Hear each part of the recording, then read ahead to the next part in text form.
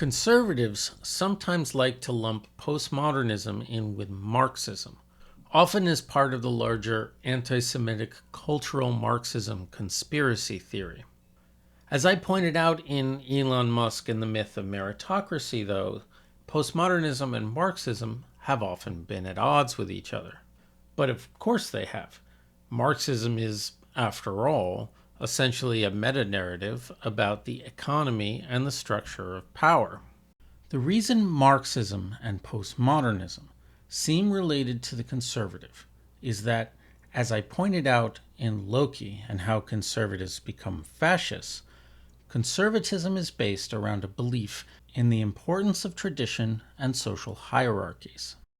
I actually came across some research I wish I'd had when writing that piece that actually studied conservative psychology and came to the conclusion that the primary difference between liberals and conservatives is that conservatives believe hierarchy is inherent to reality.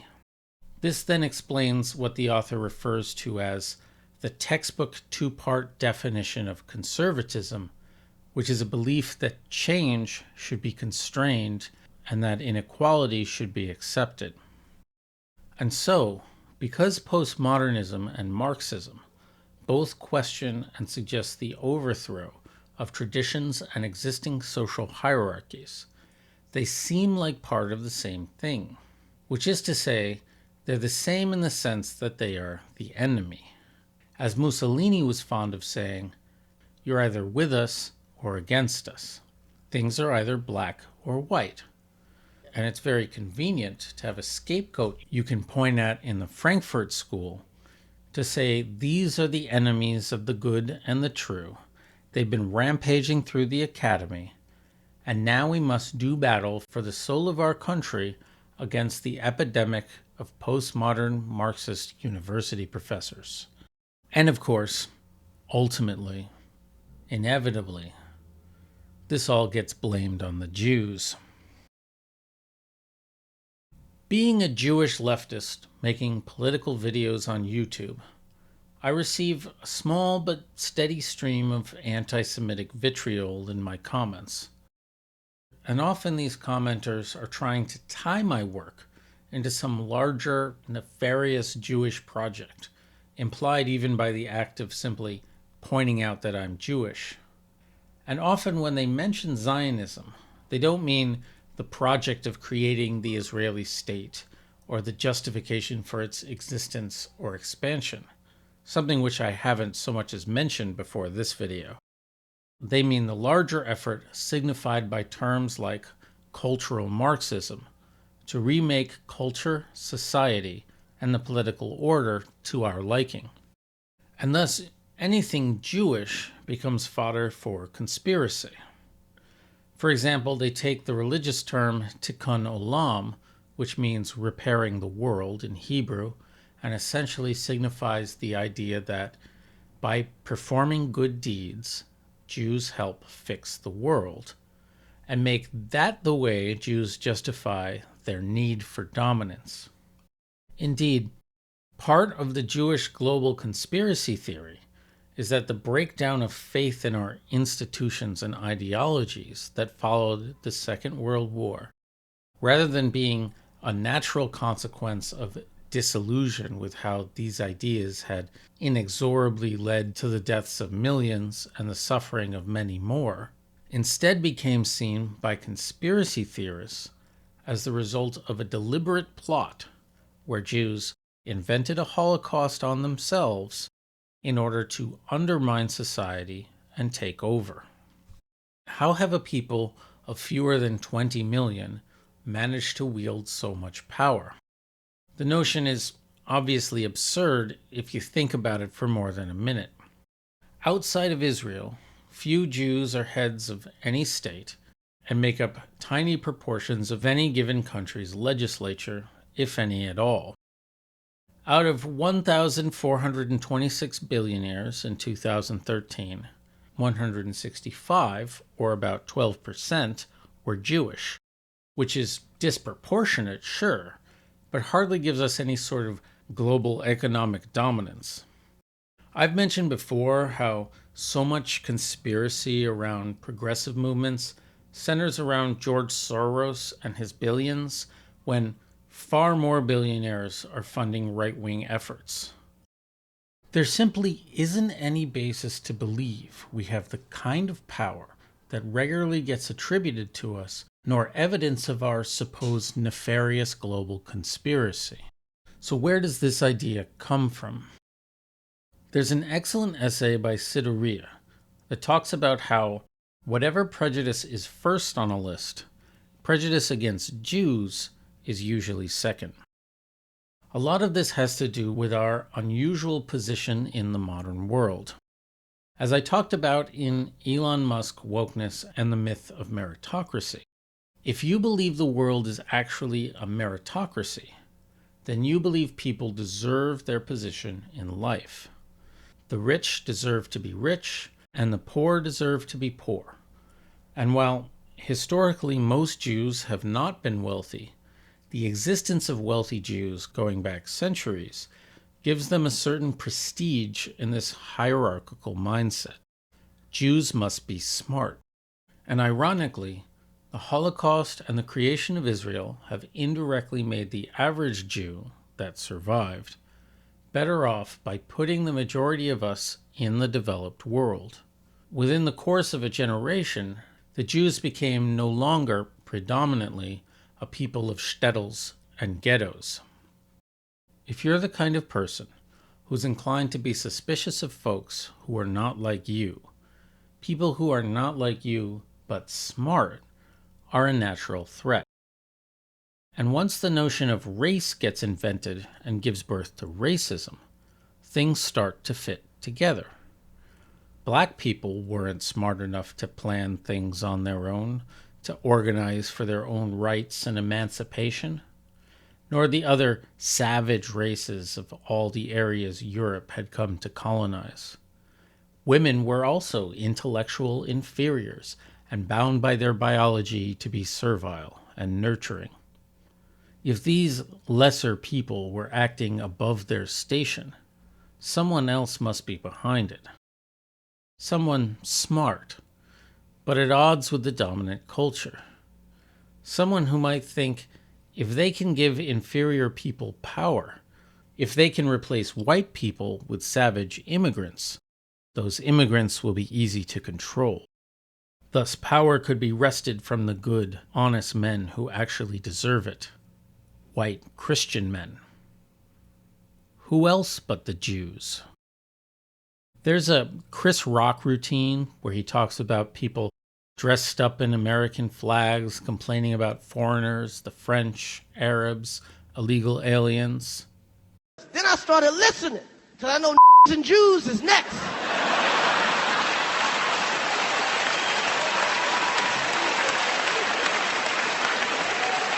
It's like any day now. That train's never late. Some people in my comments have taken issue with me linking conservatism and anti-Semitism, though at no point, of course, do I say that all conservatives are anti-Semitic. Conservatives aren't anti-Semitic, they claim. Conservatives support Israel. And there's a few things to unpack here. For one, of course, plenty of anti-Semites have supported Zionism, including any number of world leaders who saw it as a means of disposing of their unwanted Jewish population.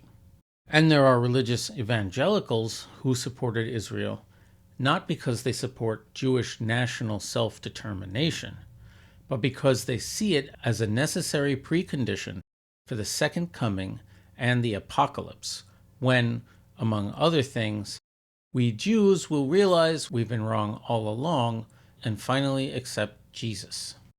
And that's not exactly un-anti-Semitic. But honestly, I think most conservatives who support Israel do so for much more straightforward reasons. If you believe in things like the superiority of Western Judeo-Christian values, if you believe in the importance of a nation-state to preserve its national character and traditions against the threat of demographic change, If you believe Islam is a dangerous religion and that Sharia law threatens our way of life, if you believe the disease of wokeness makes us weak before our enemies, if you believe we're seeing a clash of civilizations between the West and the East in which the West must win, if you see the Israeli-Palestinian conflict in terms of normal people fighting against evil terrorists, if you believe any of those things, it's no mystery whose side you're going to take. Despite its origins as a democratic socialist movement of refugees, Israel today has moved far to the right and very deliberately cast itself in the role of Western civilization beset by Eastern barbarians, like the Spartans in the fascist propaganda film 300, facing down hordes of degenerate Persians. As Dutch far-right politician Geert Wilders said, Israel is a beacon of light in a sea of Islamic darkness. And so ironically, while you have some on the right equating Zionism with pernicious anti-Western wokeism, you also have others on the right portraying Zionism as a bulwark against pernicious anti-Western wokeism. But the funniest thing is when these two streams cross paths, like when Benjamin Netanyahu's son spread anti-Semitic conspiracy memes on Shitter. Of course, much as Nazis portrayed the Jews as both weak and strong, fascism has never had the burden of internal consistency or facts. The right will, after all, out of one side of their mouths, claim that there's a great replacement of white people going on, and that the Democrats want to import a horrific tide of brown people who will transform America into a third world country. And out of the other side of their mouths, they say that the Nazis were actually socialists and the Democrats are still the party of the Ku Klux Klan. To quote French philosopher Jean-Paul Sartre from his book Antisemite and Jew, never believe that anti-Semites are completely unaware of the absurdity of their replies. They know their remarks are frivolous, open to challenge, but they are amusing themselves, for it is their adversary who is obliged to use words responsibly, since he believes in words. They delight in acting in bad faith, since they seek not to persuade by sound argument, but to intimidate and disconcert.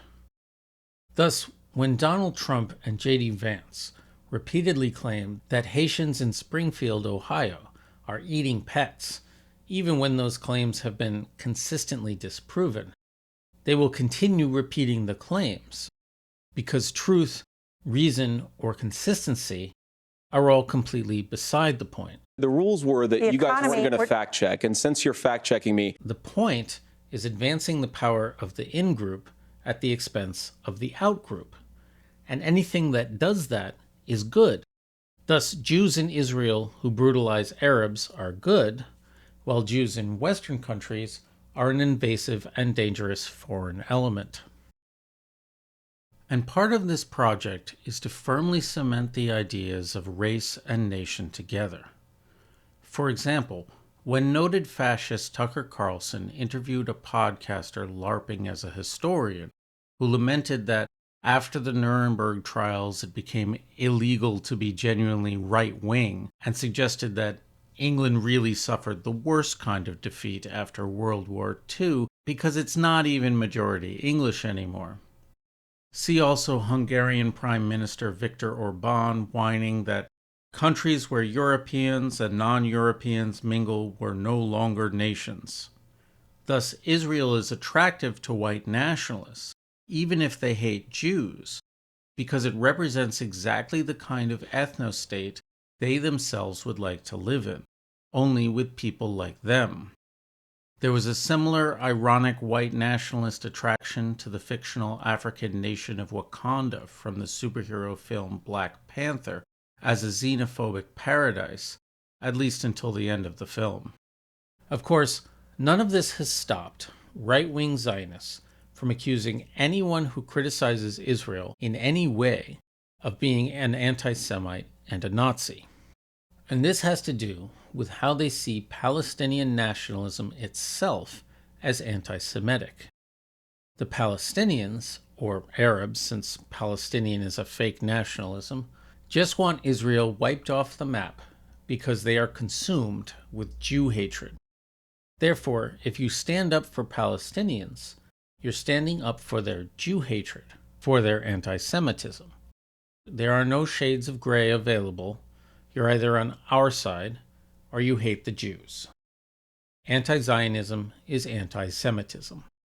Even though, as mentioned, there have been anti-Zionist Jews since the days of the Jewish General Labor Bund and Haredi Jews who, to this day, feel Zionism is heretical.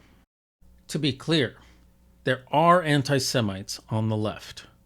And moreover, there are leftists who get caught up in black and white thinking. As early as the 1890s, it was necessary to coin the phrase, anti-Semitism is the socialism of fools, because so many on the left associated Jews with wealth and power, and thus the bourgeoisie. Are there anti-Semites in the anti-Zionism movement? Yes, definitely. And frankly, Israel's treatment of Palestinian people hasn't exactly made the world less anti-Semitic. Moreover, there are anti-Zionists that aren't necessarily anti-Semitic, but still say horrific things. The National Students for Justice in Palestine, NSJP, one of the groups that helped organize pro-Palestinian rallies at universities since last October, released a toolkit for organizers that made headlines by calling the Hamas attacks of October 7th a historic win for the Palestinian resistance, and following that with language like, "These events are the natural and justified response to decades of oppression and dehumanization. Responsibility for every single death falls solely on the Zionist entity." And most troubling that settlers are not civilians in the sense of international law, because they are military assets used to ensure continued control over stolen Palestinian land. The implication here is that if Hamas murders children and rapes people who happen to be Israelis or settlers, this is justified and natural. In fact, this language echoes that used by the Israelis themselves, such as when Israeli President Isaac Herzog says the entire nation in Gaza is responsible, making them legitimate targets. And this echoes a video the Israeli government posted to X where a freed hostage says, "There are no innocent civilians in Gaza."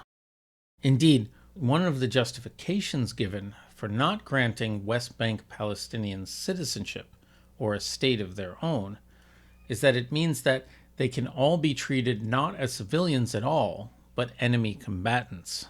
And the existence of the NSJP, as well as the deliberate conflation of anti-Zionism, or being pro-Palestinian nationalism, with anti-Semitism, has been used as a cudgel to brand all student protesters anti-Semitic, despite the fact that a lot of the protesters themselves are Jews. The existence of black and white thinking on the left is an illustration of how the simple left-right political spectrum actually doesn't do a good job of explaining how political differences work, and leads to incoherent nonsense like horseshoe theory or fishhook theory or the political compass map. Reducing politics to one or two dimensions doesn't explain how socialist Israelis could rationalize apartheid. As Ta-Nehisi Coates pointed out, all the social democratic accomplishments of Europe didn't exactly get rid of racism there. Indeed, literally being Karl Marx didn't make Karl Marx not racist or anti-Semitic. The whole point of intersectional leftism is that if your leftism is only focused on one dimension of inequality, it's easy to overlook others in ways that are materially damaging to the cause of creating a more egalitarian society. Which to me is the point. Socialists have often found themselves persecuted and up against the wall, which is ripe territory for black and white thinking.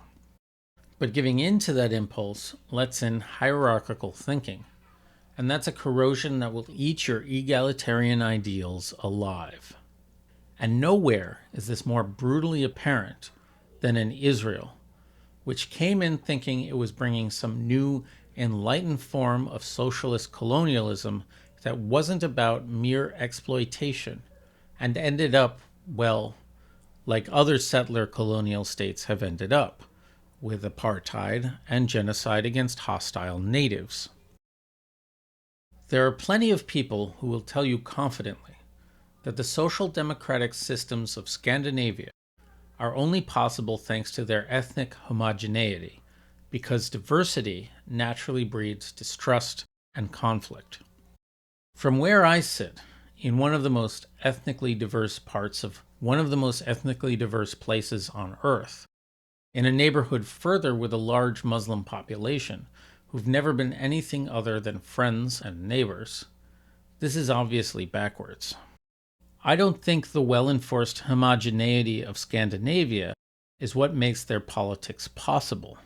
I think it's part of how they've been eroded, and to the troubles they've had integrating immigrants, with immigration itself used as a wedge issue by the right to claw back power as they've done all over Europe and the world. It's not a coincidence that the most strong anti-immigrant feeling seems to come from places where people aren't interacting much with immigrants. Diversity isn't the thing we should be blaming for discrimination and inequality, but part of the solution to it. And despite living near them, most Israelis apparently don't regularly interact with Palestinians. Their knowledge of Palestinians is based instead on textbooks that make them out to be primitive caricatures, refugees, and terrorists, and a media that alternately vilifies or pities them. It's been commented before that Israeli and Zionist descriptions of Palestinians often resemble the way that colonialists in centuries past described the native people they ruled over as animals, savages, barbarians, who only respond to shows of strength and power. The right will sometimes say, well, why do all these people on the left support the Arabs when the Arabs supposedly don't believe in women's rights or freedom of religion or freedom of speech or gay rights or trans rights and so on? Putting aside that the Palestinian Authority's Fatah Party is openly secular and advocates for freedom of religion and women's rights, sorry, did you think all Palestinians were radical Islamists? And also putting aside the assaults from the Israeli right on religious freedom, LGBTQ rights, and women's rights, whether or not any of this is actually true is, of course, immaterial. Whether or not the Palestinians are Arabs is immaterial. Leftists, after all, don't support the horrifically oppressive government of Saudi Arabia and frequently criticize the US for supporting them. No, leftists support Palestinians because it's a question of morality, equal rights, and justice. Because it's the right thing to do. But to the fascist, equality under the law is immaterial. It doesn't matter if Benjamin Netanyahu or Donald Trump get away with committing all manner of felonies and have every intention of committing more. The purpose of the law isn't to treat everyone equally. The purpose of the law is that there is one group that must be protected, and there is another group they must be protected from. And so when the rightist asks why a leftist is supporting Palestinians, what they're really asking is, what side are you on? Because that's the only question that matters. There's our side, on which there are people, and their side, which are subhuman animals. The Democrats say, please don't call them animals. They're humans. I said, no, they're not humans. They're not humans. They're animals. And anything you do to their side in the name of protecting our side is just. And from that position, it's easy to justify a pogrom or a genocide. Turn your pockets, you'll get a surprise. There was nobody there after all, and the lamps up the stairway are dying.